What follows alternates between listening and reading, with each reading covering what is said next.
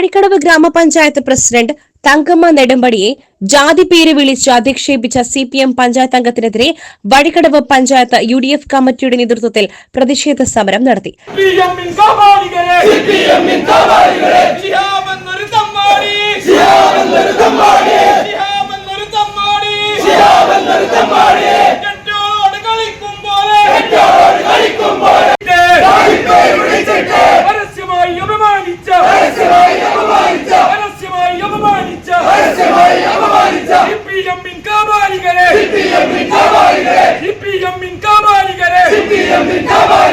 KPCC അംഗം NA Kareem ഉദ്ഘാടനം ചെയ്തു.